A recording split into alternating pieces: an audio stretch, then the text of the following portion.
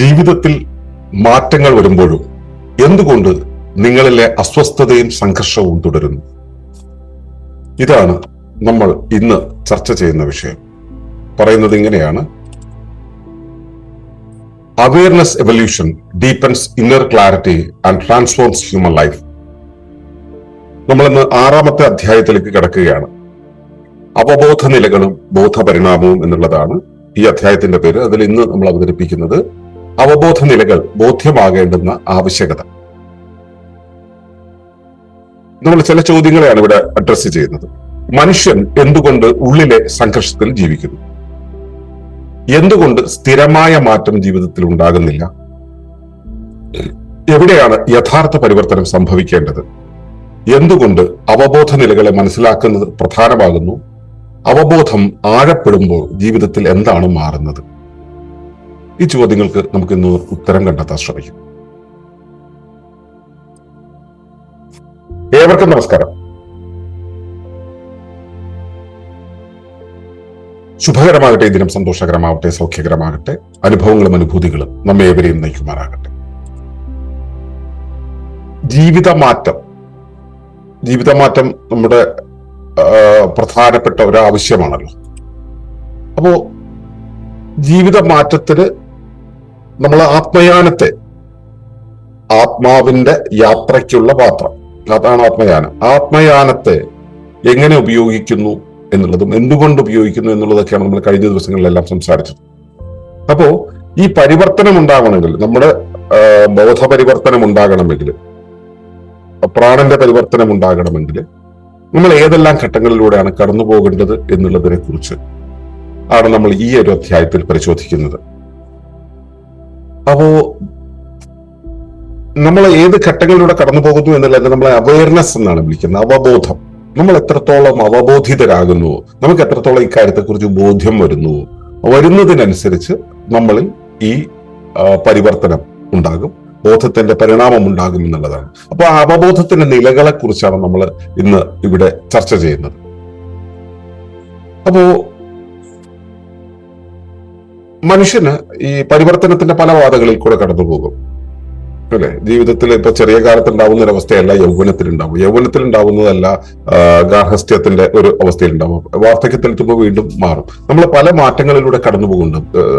ഒരുപക്ഷെ നിത്യേന നമ്മൾ മാറിക്കൊണ്ടിരിക്കുന്നുണ്ട്. പക്ഷെ ഉള്ളിലെ സംഘർഷത്തിന് കുറവൊന്നും വരുന്നില്ല. സംഘർഷത്തിന്റെ രീതിയിൽ മാത്രമാണ് മാറ്റം നമുക്ക് വരാറുള്ളത്.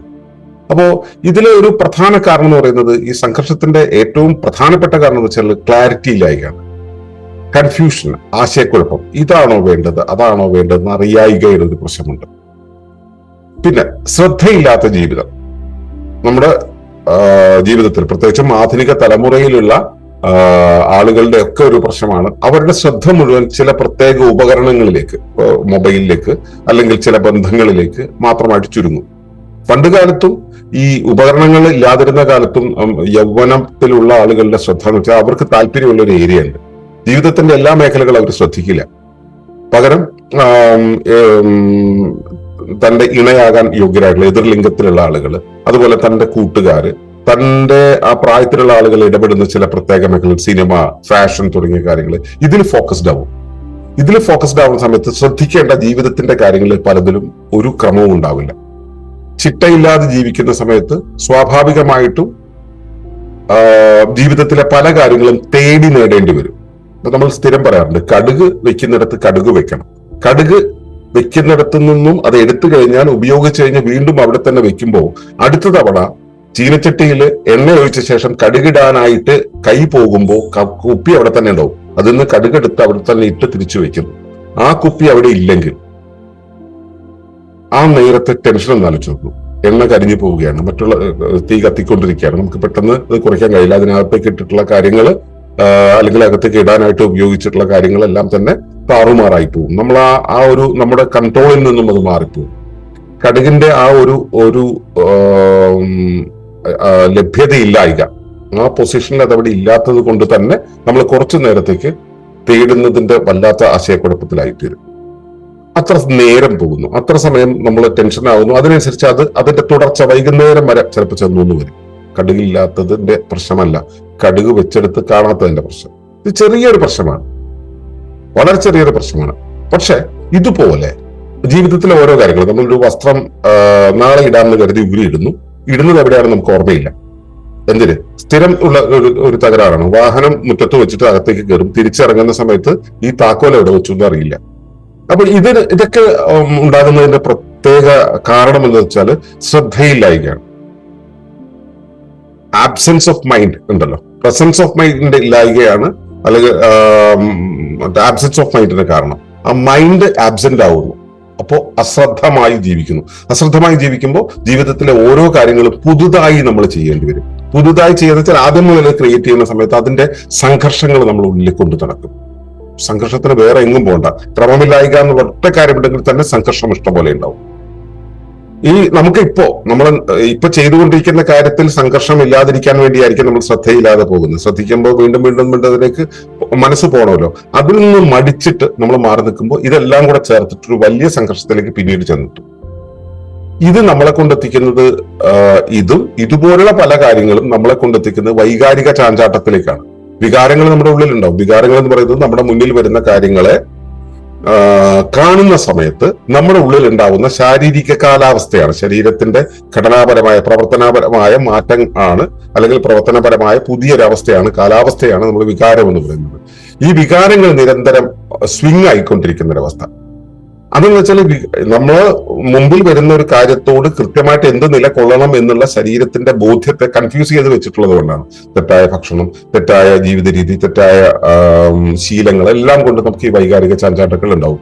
അതിനെ ക്രമീകരിക്കാൻ നമുക്ക് കഴിയണം. അതുപോലെ തന്നെ നമ്മളെ ആശ്രയിക്കുന്നില്ല എന്ന് കരുതുക.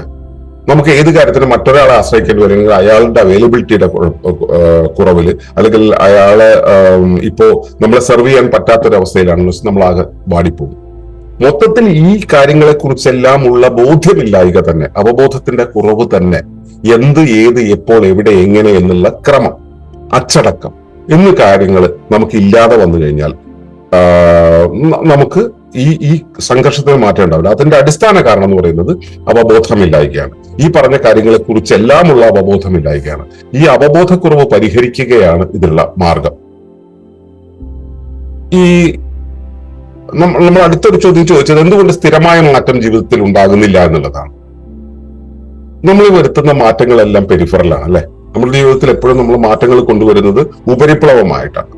മറ്റുള്ളവർ കാണാൻ പാകത്തിലുള്ളതും മാത്രമാണ് മാറ്റം. ഇപ്പൊ ഒരു കാർ റിപ്പയർ ചെയ്യുകയാണെങ്കിൽ കാറിന്റെ പെയിന്റ് അവിടെ ഇവിടെ പോയിട്ടുണ്ടെങ്കിൽ ഈ പെയിന്റ് മാത്രം ക്രമീകരിക്കും, അതിന്റെ ഉള്ളിലുള്ള തുരുമ്പൊന്നും മാറ്റാതിരിക്കുകയും ചെയ്തു കഴിഞ്ഞാൽ കുറച്ചുകൾ കഴിയുമ്പോൾ വീണ്ടും നമ്മൾ വർക്ക്ഷോപ്പിൽ കയറ്റേണ്ടി വരും.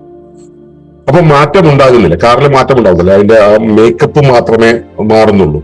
നമ്മൾ മുഖത്തേക്ക് പൗഡർ ഇട്ടിട്ട് വെളിയിലേക്ക് പോകുന്നത് പോലെ, ലിപ്സ്റ്റിക് തേച്ചിട്ട് വെളിയിലേക്ക് പോകുന്നത്, നമ്മൾ മാറുന്നില്ലല്ലോ, നമ്മുടെ പുറം മാത്രമാണ് മാറുന്നത്. അതുകൊണ്ട് മാറ്റം ഉണ്ടാകുന്നത് ഉപരിതല മാറ്റം, ഷാലോ ചേഞ്ചസ് ആണ്. രണ്ടാമതൊരു കാര്യം എന്ന് പറയുന്നത് ശീലത്തിന്റെ ആവർത്തനമാണ്. നമ്മൾ ഒരു കാര്യം ശീലിച്ചിട്ടുണ്ടെങ്കിൽ അത് ചെയ്യാൻ ഒരു പ്രവർത്തന രീതി നമുക്കുണ്ടാവും. ഈ പ്രവർത്തന രീതി തന്നെ ആവർത്തിച്ച് നമ്മൾ പോയിക്കൊണ്ടിരിക്കുമ്പോൾ ശീലങ്ങളുടെ ആവർത്തനം എന്നുള്ളത് കൊണ്ടും നമുക്ക് മാറ്റങ്ങൾ ഉണ്ടാവില്ല. നമ്മൾ അഥവാ ഇന്ന് മാറാൻ ശ്രമിച്ചാലും നാളെ മുതൽ പഴയ ശീലത്തിലേക്ക് പോകും, നമ്മൾ വീണ്ടും പഴയപടിയാവും. മറ്റൊരു കാരണം എന്ന് പറയുന്നത് ഈ ശീലം പോലെ തന്നെ നമ്മുടെ ഉള്ളിൽ ഉണ്ടാക്കിയ, അല്ലെങ്കിൽ ശീലങ്ങൾ കൊണ്ട് നമ്മുടെ ഉള്ളിൽ ഉണ്ടാക്കിയ പാറ്റേണുകളാണ്, പലതരം പാറ്റേണുകൾ. അത് നമ്മളെ മാത്രം ശീലം കൊണ്ടാവണമെന്നില്ല. നമ്മുടെ എഡ്യൂക്കേഷന്റെ ഭാഗമായിട്ടാവും, ജനിതകമായിട്ടാവും, സാംസ്കാരികമായിട്ടാകാം, കാലികമായിട്ടാവും. ആ സമയത്തെല്ലാം ഉണ്ടാവുന്ന പലതരം ബിഹേവിയർ പാറ്റേണുകൾ, റെസ്പോൺസീവ് പാറ്റേണുകൾ. ഈ പാറ്റേണുകൾ ഒരു വിഷയമാണ്. അപ്പോൾ അത് നമ്മളെ മാറാൻ സമ്മതിക്കില്ല. നമുക്ക് ഒരു മാറ്റം മുഴുവൻ നമ്മുടെ ജീവിതത്തിൽ ഉണ്ടാകണമെന്ന് ആഗ്രഹിച്ചിരിക്കുമ്പോഴും 100ഓളം പേർ നമ്മുടെ സമൂഹത്തിൽ വേറൊരു രീതിയിൽ ഒരു പാറ്റേണൈസ് ചെയ്ത് പോകുന്നുണ്ടെങ്കിൽ ആ ട്രെൻഡിൽ നമ്മൾ അങ്ങ് വീണു. ട്രെൻഡിൽ വീണുമ്പോൾ വെച്ചാൽ അതൊരു സൈക്കോളജിക്കൽ എഫക്ട് അല്ല എന്ന് മനസ്സിലാക്കേണ്ടത്. 100 അങ്കരങ്ങാൻ പ്രഭാവത്തെ കുറിച്ച് നിങ്ങൾക്ക് അറിയുമായിരിക്കും. അതായത് 100ഓളം പേരിൽ മാറ്റം ഉണ്ടാകുമ്പോൾ 101ാമത്തെ ആളിൽ അത് തനിയെ തന്നെ മാറ്റം ഉണ്ടാകുന്നു. കാരണം എന്താ, ഈ 100 പേര് അടങ്ങുന്ന, അല്ലെങ്കിൽ 101 പേര് അടങ്ങുന്ന ഈ സമൂഹം എന്ന് പറയുന്നത് ഒരു വ്യവസ്ഥയാണ്, അതൊരു ശരീരമാണ്, ഒറ്റ ശരീരമാണ്. ആ ശരീരത്തിലെ കോശങ്ങളെല്ലാം മാറുന്ന സമയത്ത് അതിലെ ന്യൂനപക്ഷ കോശങ്ങളും ആ രീതിയിലേക്ക് ആകാനുള്ള പ്രേരണ എവിടെ ഉണ്ടാവും. ഇത് പ്രകൃതിയുടെ നിയമമാണ്. അപ്പോൾ നമ്മുടെ പാറ്റേൺ നമ്മൾ മാറ്റാൻ ശ്രമിച്ചാലും വെളിയിലുള്ള പാറ്റേണുകളെല്ലാം മറിക്കഴിഞ്ഞാൽ അത് നമ്മുടെ ഉള്ളില് ഈ ചേഞ്ച് കൊണ്ടുവരില്ല, നമ്മളെ മാറാൻ സമ്മതിക്കില്ല. വേറൊരു കാര്യം പറയുന്നത് ബോധത്തിന് പരിവർത്തനമില്ലായികയാണ്. ബോധം പരിവർത്തിക്കണം. ബോധം എന്ന് പറയുന്നത് ഞാൻ എന്റെ ചുറ്റുപാടെന്ത്, ഞാൻ എന്ത്, എങ്ങനെയുള്ള കാര്യങ്ങളെ കുറിച്ചുള്ള ഞാൻ കൃത്യമായിട്ട് ബോധ്യപ്പെടുന്ന ഒരവസ്ഥയാണ് അല്ലെ. ഈ പരമമായ ബോധത്തെ കുറിച്ച് അല്ലെ സത്തയുടെ ബോധത്തെ കുറിച്ചാണ് ഈ ബോധം എന്ന് പറയുന്നത്. ഞാൻ ഇങ്ങനെയാണെന്ന് അറിയുന്നു, അതിനുശേഷം ഞാൻ മറ്റൊന്നിലേക്ക് മാറണമെന്ന് വിചാരിക്കുന്ന സമയത്ത് ഞാൻ ഇങ്ങനെയാണെന്നുള്ള അവസ്ഥയ്ക്ക് മാറ്റം വരുത്താൻ ഞാൻ തയ്യാറല്ല. അതിന് കാരണം എന്താ? എന്നിലെ താളാത്മകത കൂടുതലാണ്. താളാത്മകത കൂടുന്നതിന്റെ കാരണം എന്താ? നമ്മുടെ ശരീരത്തിലെ സിനാപ്സുകൾക്കിടയിലുള്ള പ്ലാസ്റ്റിസിറ്റി, ന്യൂറൽ പ്ലാസ്റ്റിസിറ്റി എന്ന് പറയുന്ന ഒരു അവസ്ഥ കൂടുതലായതുകൊണ്ടാണ് ഈ മാറ്റത്തിന് സാധ്യമല്ലാത്തത്. താളം കൂടുതലുള്ള ഒരാൾക്ക് മാറ്റം ഭയങ്കര ബുദ്ധിമുട്ടാണ്. അപ്പൊ ബോധപരിവർത്തനം ഉണ്ടാവുക ഭയങ്കര കഷ്ടമായിട്ട് തോന്നും. ഇതിന്റെയൊക്കെ അടിത്തറ എന്ന് പറയുന്നത് എന്താ? അകത്ത് അസ്പഷ്ടതയാണ്. സ്പഷ്ടമല്ലാതെ, കൃത്യതയില്ലാതെ കാര്യങ്ങൾ ബോധ്യപ്പെടുന്നതാണ് അതിന്റെ ഒരു അടിസ്ഥാന കാരണം എന്ന് പറയുന്നത്. അപ്പോൾ ഈ യഥാർത്ഥ പരിവർത്തനം എന്നുള്ളത് അവിടെ ഉണ്ടാകണമെങ്കിൽ, ഉണ്ടാകാതിരിക്കാനുള്ള കാരണങ്ങളാണ് പറഞ്ഞത്. അപ്പോൾ ഉണ്ടാകണമെങ്കിൽ അത് എവിടെയാണ് സംഭവിക്കേണ്ടത്? ഈ പറഞ്ഞ ബോധതലമുണ്ട്. ബോധപരിവർത്തനമാണ് ഉണ്ടാകേണ്ടത്. ബോധതലത്തിൽ ഇത് മാറ്റം ഉണ്ടാവണം. ബോധതലത്തിൽ മാറ്റം ഉണ്ടാകണമെങ്കിൽ നമുക്ക് ആന്തരികമായ വ്യക്തത ഉണ്ടാവും. നമ്മൾ എന്താണ് ചെയ്യുന്നത് എന്നുള്ളതിനെ കുറിച്ച് വ്യക്തതയുണ്ട്. ആ വ്യക്തതയുടെ ഭാഗമായിട്ടാണ് നമ്മൾ ഇത് പഠിക്കുന്നത്. എന്തുകൊണ്ട് ബോധപരിവർത്തനം ഉണ്ടാകണം എന്നൊരു പാഠം തന്നെ ആത്മജ്ഞാനത്തിൽ നമ്മൾ കൊണ്ടുവരാൻ കഴിയുന്ന വെച്ചാൽ, ബോധപരിവർത്തനം ഉണ്ടാകണമെങ്കിൽ എന്തുകൊണ്ട് മാറണം, എവിടെ മാറണം, എത്ര മാറണം എന്നുള്ളതിനെ കുറിച്ച് നമുക്കൊരു ബോധ്യം ഉണ്ടാവണം. അതുകൊണ്ട് ആ വ്യക്തത ബുദ്ധിയിൽ ഉണ്ടാവണം, ക്രിയയിൽ ഉണ്ടാവണം, മനസ്സിലുണ്ടാവണം, ശരീരത്തിൽ ഉണ്ടാവണം. ഇതിന് ആന്തരികമായ വ്യക്തത വരണം. അതിന്റെ ഭാഗമായ ഈ പഠനവും പരിശീലനവും. അവിടെയാണ് അവബോധത്തിന്റെ ഒരു വികാസം ഉണ്ടാവുക. നമുക്ക് ഈ കാര്യങ്ങളെക്കുറിച്ച് ബോധ്യം വന്നു, അതിനൊരു വികാസം ഉണ്ടാകുന്നു. ആ വികാസം ക്രമാനുഗതമായി വളരണം, കൃത്യമായിട്ട് സ്റ്റെപ്പ് ബൈ സ്റ്റെപ്പ് ആയിട്ട് വളരണം. അല്ലാണ്ട് ഒറ്റ ദിവസം കൊണ്ട്. ഇപ്പൊ നിങ്ങൾ ഇത് കേട്ടു, ഇന്നാണ് ആദ്യമായിട്ട് കേൾക്കുന്നത്. ഈ കേൾക്കുന്നത് വെച്ച് നാളെ മുതൽ എല്ലാം മാറിയെന്ന് വിചാരിക്കരുത്. ഇതൊരു തുടക്കമാണ്. ഈ തുടക്കത്തിൽ നിന്ന് നമ്മൾ ചെറിയൊരു മാറ്റം ഉൾക്കൊള്ളുന്നു, ഇതിനെ നമ്മൾ സ്വീകരിക്കുന്നു. അടുത്ത ദിവസം ഇതിലും വിപുലമായതൊന്നിലേക്ക് മാറുന്നു. ആറ്റോമിക് ചേഞ്ചസ് എന്നുള്ളൊരു ഒരു പുസ്തകത്തെ നിങ്ങൾ കേട്ടിട്ടുണ്ടാവും. വളരെ ചെറിയ ചെറിയ ചെറിയ ചെറിയ മാറ്റങ്ങൾ. ഡെയിലി നമ്മൾ ഒരു പോയിന്റ് മാത്രം മാറുന്നു എന്നിരിക്കട്ടെ. ഡെയിലി 10 പോയിന്റ് മാറാൻ ബുദ്ധിമുട്ടായതുകൊണ്ട് നമ്മൾ ഡെയിലി ഒരു പോയിന്റ് മാത്രം മാറുന്നു. ഒരു കൊല്ലം കഴിയുമ്പോൾ 365 പോയിന്റ് നമ്മൾ മാറിയിട്ടുണ്ടാവും. അപ്പോ ഇതാണ് ആ ക്രമാനുഗതമായ വളർച്ച. അല്ലാണ്ട് ഒറ്റയടിക്ക് ഇത് മുഴുവൻ ഷിഫ്റ്റ് ആവും, പാരഡൈം ടോട്ടലി ഷിഫ്റ്റ് ആവുമെന്ന് വിചാരിക്കരുത്. ആ ക്രമാനുഗതമായ വളർച്ച ഉണ്ടാവുക എന്നുള്ളതാണ്. ഇതിന് നമുക്ക് പ്രധാനമായിട്ടും വേണ്ടത് സ്വയം നിരീക്ഷണമാണ്. നമുക്ക് കൃത്യമായിട്ട് നമ്മൾ ആരാ, എന്താ, എവിടെയാ, എങ്ങനെയാണെന്നുള്ള കാര്യങ്ങൾ കൃത്യമാണ്. അപ്പൊ ഇവിടെ നമ്മൾ ഈ അവയർനെസ് ലെവൽസിനെ കുറിച്ച് മനസ്സിലാക്കേണ്ടതിന്റെ ആവശ്യകത എന്താണ്, എന്തുകൊണ്ടാണ് അത് പ്രധാനമായിട്ടുള്ളത്? അതിന്റെ പ്രധാന കാരണം എന്ന് പറയുന്നത്, ഇത് നമ്മളെ കൊണ്ടുപോകുന്നത്, നമ്മൾ ഈ പരിവർത്തന പാത നമ്മളെ കൊണ്ടുപോകുന്നത് ആത്മബോധത്തിലേക്കാണ് അല്ലെ. കൃത്യമായ ഒരു ബോധത്തിലേക്കാണ് കൊണ്ടുപോകുന്നത്. ജീവിതത്തിന് വ്യക്തത ഉണ്ടാവണം. അവബോധത്തിന്റെ ഏത് തലത്തിലാണ് പോകുന്നത്. ഇപ്പൊ നമ്മൾ ഫിനാൻഷ്യൽ മാനേജ്മെന്റ് ചെയ്യുന്ന സമയത്ത് ഏത് പണം എവിടെ നിന്ന് വന്നു, അത് എത്ര രൂപ എവിടേക്ക് പോയി, ഏതെല്ലാം ഹെഡിലേക്ക് പോയി, നമ്മൾ പണം എന്തിനൊക്കെ വേണ്ടി ചെലവാക്കി, ഇനി പണത്തിന്റെ ആവശ്യകത എന്തുണ്ട് എന്നതിനെ കുറിച്ച് നമ്മുടെ ബോധത്തിൽ ഒരു കാൽക്കുലേഷൻ ഉണ്ടെങ്കിൽ, ഇത് ഇന്നിടത്താണെന്ന് നമുക്ക് അറിയുന്ന സമയത്ത് നമുക്ക് ആ ഫിനാൻഷ്യൽ മാനേജ്മെന്റ് കൃത്യമായിട്ട് ചെയ്യാൻ അറിയും. നമുക്ക് ഇഷ്ടം പോലെ പൈസ വരുന്നുണ്ട്, പക്ഷെ ഏത് വഴിക്ക് പോകുന്നു എന്ന് അറിയുന്നില്ല, അത് എവിടെ നിന്ന് വരുന്നു എന്നറിയില്ല, നമുക്കതൊന്നും അറിയുന്നില്ലെങ്കിൽ കുറച്ച് നാളുകൾക്കുള്ളിൽ ഈ മാനേജ്മെന്റ് ടോട്ടലി തകരാറാവും. അതുപോലെ ജീവിതത്തെ മാനേജ് ചെയ്യുന്ന സമയത്ത് ജീവിതത്തിന്റെ വ്യക്തത ഉണ്ടാവണം. നമ്മുടെ ആത്മത്തെക്കുറിച്ച് അറിയണം, ശരീരത്തെക്കുറിച്ച് അറിയണം. അപ്പൊ ഈ ഒരു അവസ്ഥ നമുക്ക് കൃത്യമായിട്ട് അറിയണം എന്നുണ്ടെങ്കിൽ അവബോധം എവിടെ നിൽക്കുന്നു, എന്റെ അവയർനെസ് സ്റ്റേറ്റ്, ഞാൻ അവബോധിതനായി നിൽക്കുന്നത് എവിടെയാണ്? എന്റെ സഹജാവബോധത്തിലാണോ, എന്റെ ശിക്ഷണത്തിന്റെ ശീലത്തിന്റെ തലത്തിലാണോ, എന്റെ വിശ്വാസത്തിന്റെയും അറിവിന്റെയും തലത്തിലാണോ, എന്റെ ഭാവനയുടെ തലത്തിലാണോ, എന്റെ പ്രത്യാശയുടെ തലത്തിലാണോ, എന്റെ ചിന്തയുടെ തലത്തിലാണോ, എനിക്കറിയാവുന്ന സ്ഥിതി അല്ലെങ്കിൽ എന്നിലേക്ക് വന്നു ചേരുന്ന സ്ഥിതി വിവരങ്ങളുടെ തലത്തിലാണോ, എന്റെ പെരുമാറ്റത്തിന്റെ തലത്തിലാണോ, അതോ എന്നിലേക്ക് വന്നു ചേരുന്ന കാര്യങ്ങളോടുള്ള എന്റെ പ്രതിനിലയുടെ റെസ്പോൺസസിന്റെ തലത്തിലാണ്? ഏത് തലത്തിലാണ്? ഈ പറഞ്ഞതെല്ലാം മനസ്സിന്റെ 6 തലങ്ങൾ വരുന്നുണ്ട്. ഇതിൽ എവിടെയാണ് വരുന്നത് എന്നുള്ളത് നമുക്ക് മനസ്സിലാകേണ്ടതുണ്ട്. അപ്പോ ആ ജീവിത വ്യക്തത എന്നുള്ളത് നമുക്ക് ഉണ്ടാകേണ്ടതുണ്ട്. പിന്നെ ഇതെല്ലാം ഈ അവബോധ തലങ്ങൾ കൃത്യമായിട്ട് അവബോധം നിങ്ങൾ മനസ്സിലാകണമെങ്കിൽ നമുക്ക് വേണ്ടത് സമാധാനമാണ്. കൃത്യമായിട്ട് സമാധാനം എന്നുള്ള ഒരു അവസ്ഥ നമുക്ക് ഇതിനകത്തു നിന്നും കണ്ടെത്താൻ പറ്റണം. സമനിലയിലായിരിക്കാൻ, മനസ്സിന്റെ എല്ലാ തലങ്ങളും തമ്മിൽ സമനിലയിലായിരിക്കാൻ നമുക്ക് കഴിയണം. ആ സമനിലയിൽ കൊണ്ടുപോകണമെങ്കിൽ എന്തെല്ലാം കാര്യങ്ങളുണ്ട്, ഈ സമത്തിൽ നിൽക്കാൻ പാകത്തിൽ എന്തെല്ലാം അവബോധ തലങ്ങളുണ്ടെന്ന് നമുക്ക് മനസ്സിലാവണം. അതിൽ എങ്ങോട്ടെല്ലാമാണ് നമ്മുടെ അറിവും ഈ പരിണാമവും എല്ലാം ഒഴുകേണ്ടത്, അതിന്റെ ദിശ മനസ്സിലാവണം. ആന്തരിക പരിണാമത്തെക്കുറിച്ച് അറിയണം. ഇത് അറിഞ്ഞാൽ മാത്രമേ അവബോധ തലത്തിന്റെ അകത്തെ എന്താണ് സംഭവിക്കുന്നുള്ളത് മനസ്സിലാവുള്ളൂ. നമ്മൾ അതിനെക്കുറിച്ചാണ് ഇനി വരുന്ന ദിവസങ്ങളിൽ പഠിക്കുന്നത്. അപ്പോൾ ഈ അവബോധം നമ്മൾ ഡീപ്പൻ ചെയ്യുന്ന സമയത്ത്, നമുക്ക് വളരെ ഡീപ്പായിട്ട് ഈ അവബോധം ഉണ്ടാകുന്ന സമയത്ത് നമുക്കുണ്ടാവുന്ന ഗുണങ്ങൾ എന്ന് പറയുന്നത്, ഒന്ന്, ചിന്ത പെർഫെക്റ്റ് ആയിരിക്കും. വേണ്ടാത്ത കാര്യങ്ങൾ ചിന്തിക്കാൻ പറ്റില്ല. ചിന്ത എന്താണെന്ന് നമുക്കറിയാലോ, അത് ആസൂത്രണമാണ്. ഇത് വേണോ അത് വേണോ എന്നുള്ള ആസൂത്രണമാണ്. ഇതും അവിടെയും അപ്പുറത്തും അതും എല്ലാം ഉണ്ട്. ഇതിനെല്ലാം ആയിരിക്കും. അതായത് എന്റെ ഇന്ദ്രിയങ്ങൾ കാണുന്നു, എന്റെ സ്മൃതികളിൽ പഴയ കാര്യങ്ങളുണ്ട്, പ്രത്യാശയിൽ ഭാവിയുള്ള കാര്യങ്ങളുണ്ട്. ഇവയെല്ലാം കൂടെ ചേർത്തുകൊണ്ട് എന്റെ ആവശ്യത്തെ, എന്റെ സൗകര്യത്തെ, എന്റെ അവൈലബിൾ ആയിട്ടുള്ള ശേഷികളെ വെച്ചുകൊണ്ട് ഇവയെല്ലാം കൂടെ ചേർന്ന് എന്തു വേണമെന്ന് തീരുമാനിക്കുന്ന പ്രോസസ്, ആസൂത്രണ പ്രക്രിയയാണ് ചിന്ത എന്ന് പറയുന്നത്, അല്ലെ? വർത്തമാനം, ഭൂതം, ഭാവി, പിന്നെ എന്താണ് എക്സിസ്റ്റ് ചെയ്യുന്നത്, അതിനെ അഹത്തിന്റെ ഒരു സാന്നിധ്യത്തിൽ ഇതെന്തെന്നുള്ള പ്രോസസ് ചെയ്യുന്നതാണ് മനസ്സെന്ന് പറയുക. ആ മനസ്സ് ചെയ്യുന്ന പ്രക്രിയയുടെ പേരാണ്, ഈ വിശകലനത്തിന്റെ ആ പ്രാഥമിക പ്രക്രിയയാണ് ചിന്ത എന്ന് പറയുന്നത്. ആ ചിന്ത ക്വാളിറ്റി ഉള്ളതാവും. കൃത്യമായിട്ട് അവബോധം. ഇപ്പോ ഇന്ദ്രിയങ്ങളിൽ നിന്ന് ഒരു കാര്യം വരുന്ന സമയത്ത് ഇന്ദ്രിയങ്ങളിൽ നിന്ന് വരുന്നതാണ്, അതെന്റെ സ്മൃതിയല്ല എന്ന് നമുക്ക് മനസ്സിലാവും. സ്മൃതിയിൽ നിന്ന് ഒരു കാര്യം എടുക്കുന്ന സമയത്ത് ഞാനിപ്പോ അനുഭവിക്കുന്നതല്ല, എന്റെ ഓർമ്മയിൽ നിന്നും വന്നാണ്, ഞാൻ അതിന് വില കൊടുക്കേണ്ടതില്ല എന്ന് നമുക്ക് മനസ്സിലാവും. പ്രത്യാശ എന്ന് വെച്ചാൽ ഇത് ഇല്ലാത്തൊരു കാര്യമാണ്, നമ്മൾ അതിനെ ഭാവന ചെയ്യാൻ പോകുന്നേ ഉള്ളൂ. അതുകൊണ്ട് ഞാനതൊരു യാഥാർത്ഥ്യമായിട്ട് എടുക്കേണ്ടതില്ല എന്ന് നമുക്ക് മനസ്സിലാവും. ഇത് വിശകലനം ചെയ്യാനുള്ള ചിന്താഗുണം നമുക്ക് ഉണ്ടായിക്കോട്ടും. അവബോധ തലത്തിലായിരിക്കുന്ന സമയത്ത്, അവബോധം കൃത്യമായിട്ട് നമ്മൾ തെളിഞ്ഞു നിൽക്കുന്ന സമയത്ത് നമ്മുടെ പ്രതികരണ രീതിയിൽ മാറ്റം വരും. ചിന്തയുടെ രീതിയിൽ മാറ്റം വരുമ്പോൾ സ്വാഭാവികമായിട്ട് അത് പ്രതികരണ രീതിയിൽ മാറ്റങ്ങൾ വരും.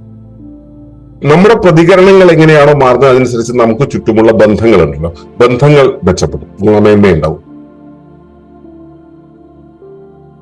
ഞാനും എന്റെ പരിസരത്തുള്ള ഘടകങ്ങൾ തമ്മിലുള്ള ബന്ധങ്ങൾ ക്രമീകരിക്കപ്പെടുന്ന സമയത്ത് എന്താണ് ഉണ്ടാവുക? ഞങ്ങളെല്ലാം കൂടെ ഒറ്റക്കെട്ടാവുന്നത്, എന്റെ ശരീരത്തിന്റെ ഘടകങ്ങളെല്ലാം കൂടെ ഒറ്റക്കെട്ടായി ഞാനൊരു ഏകീകൃത ഭാവത്തിലാവും. എന്റെ ചുറ്റുമുള്ളവരുമായിട്ട് ചേർന്നുകൊണ്ട് എന്റെ കുടുംബം അല്ലെങ്കിൽ സമാജം എന്ന് പറയുന്നതുമായിട്ട് ഒരു ഏകീകൃത സംവിധാനം വരും. അങ്ങനെയുള്ള സമയത്ത് സ്വാഭാവികമായിട്ട് സമാധാനം വരും, സമൃദ്ധി വരും. അപ്പോ നമ്മൾ ഈ അപ്രയാണത്തിന്റെ പരിണാമഘട്ടങ്ങളിലൂടെ കടന്നു പോകുന്ന സമയത്ത് നമ്മിലേക്ക് വന്നു ചേരുന്ന കാര്യങ്ങൾ ഇതൊക്കെയാണ്. അവബോധത്തിലായിരിക്കുന്ന സമയത്ത്, അവബോധത്തെ കൈക്കൊള്ളുന്ന സമയത്ത്, ആ അവബോധത്തിലൂടെ കടന്നു പോകുമ്പോൾ നമുക്ക് വന്നു ചേരുന്നത് ഈ പറഞ്ഞ കാര്യങ്ങളൊക്കെയാണ്. ചിന്തയില്, പ്രതികരണ രീതിയിൽ, ബന്ധങ്ങളുടെ കാര്യത്തിൽ ഒക്കെ മാറ്റം വരും. അപ്പോൾ ഈ അവബോധ തലങ്ങൾ എന്താണ്, എന്തെല്ലാമാണ് ഈ അവബോധ തലങ്ങൾ, അതിൽ എങ്ങനെയാണ് മാറ്റം വരുന്നത് എന്നുള്ളതിനെ കുറിച്ചുള്ള ഡീറ്റെയിൽഡ് ആയിട്ടുള്ള പഠനമാണ് ഈ അധ്യായത്തിൽ നമ്മൾ കൈകാര്യം ചെയ്യുന്നത്. അപ്പോ അതിനു വേണ്ടിയിട്ട് നിങ്ങളുടെ ജീവിതത്തിൽ നിങ്ങൾക്ക് അവബോധം എന്നുള്ളത് എവിടെയാണ് നിൽക്കുന്നത്, നിങ്ങൾ എവിടെയാണ് ഫോക്കസ്? നിങ്ങളുടെ വിശ്വാസത്തിലാണോ, നിങ്ങളുടെ ശീലങ്ങളിലാണോ, അതോ നിങ്ങളുടെ ഉൾവിളികളിലാണോ, അതോ നിങ്ങളുടെ ചിന്തയിലാണോ, ഭാവനയിലാണോ? അതിനു പകരം നിങ്ങളുടെ എന്താ പറയുക, പെരുമാറ്റത്തിലാണോ, അതോ നിങ്ങൾ മറ്റൊന്നിനെ പേടിക്കുകയോ പ്രതികരിക്കുകയോ ചെയ്യുന്നുണ്ടെങ്കിൽ ആ കാര്യത്തിലാണോ? എവിടെയാണ് നിങ്ങളുടെ അവബോധം പ്രധാനമായിട്ടും ഫോക്കസ് ചെയ്യുന്നത് എന്നുള്ളത് നിരീക്ഷിക്കുക. ആ അറിവുമായിട്ട് നാളെ നമുക്ക് ഇതിന്റെ തുടർപാഠങ്ങളിലൂടെ കടന്നു പോകുക. അതുവരേക്കും നന്ദി, നമസ്കാരം.